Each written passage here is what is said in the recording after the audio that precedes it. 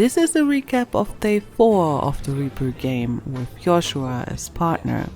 Together with day 3, this is the day with the biggest influence on Neku's change. The game had already begun, yet again there is no mission issued. Neku and Joshua pass the time with Tinpin Slammer. The one winning gets to tell how to spend the day. Joshua hates wasting time by waiting.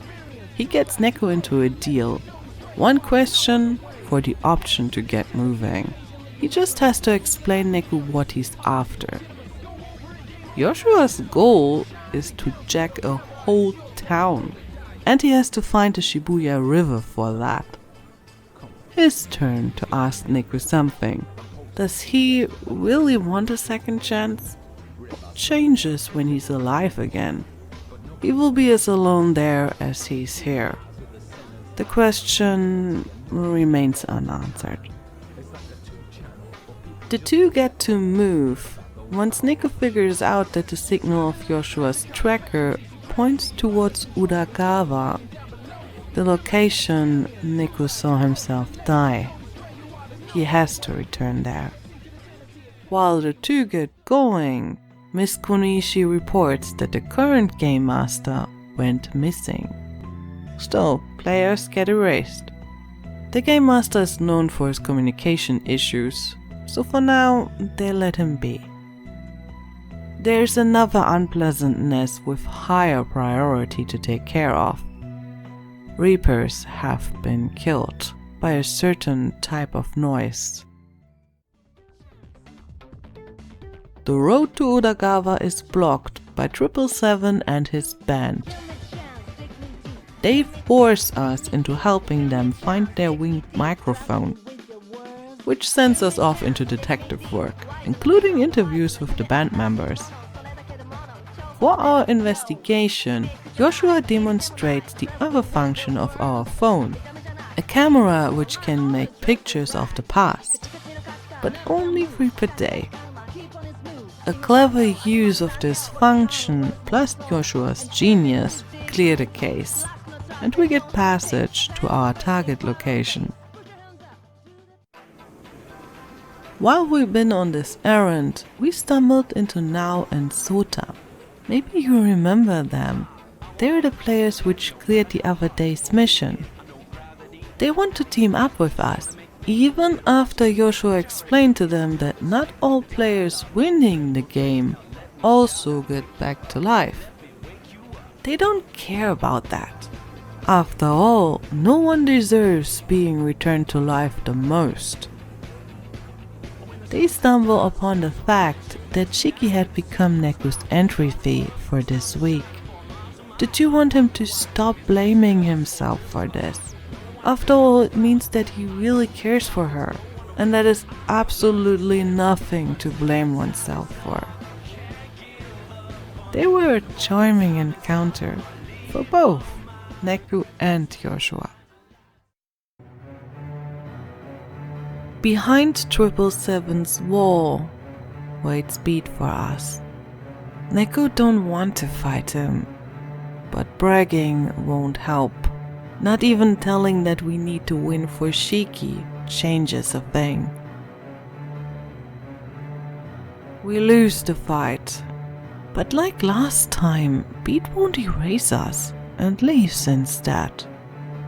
This time he lost something important. Rhyme's pendant. This must be important to him. We have to return it. This is Udagawa, the location Neku used to hang up at as he was still alive, yet always alone. He had no friends, simply never met any fun people. His attitude somehow reminds Joshua on Shibuya itself, cut off from the rest of the world, each area with its own rules. He concludes that as long as everyone lives in their own world, people will never understand each other.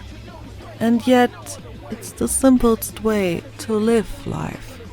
So who needs other people's values then? Neku used to think the same way, but maybe he'd been wrong? Mr. Hanekoma's words start to make an impact. We spot the missing game master and hide to see what he's up to. He painted this something to the ground, and we have no idea what that is. The tracker reacts to it, but it's obviously not the river Joshua was looking for. But since we don't know what it is and what it does, we agree to leave it be. Besides, it could be a trap. Kariya and Uzuki are here too. They have seen this as well.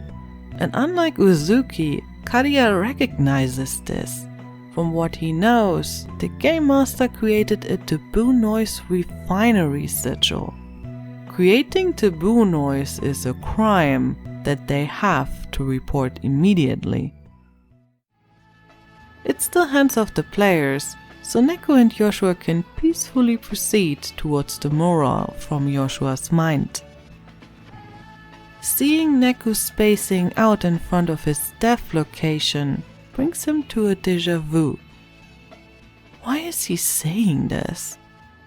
Neku tries to make sense out of all of this, and we get another look into this scene.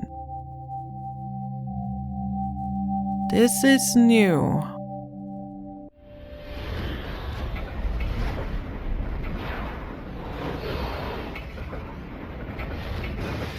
But why? Why kill Neku? They didn't even know each other before the game.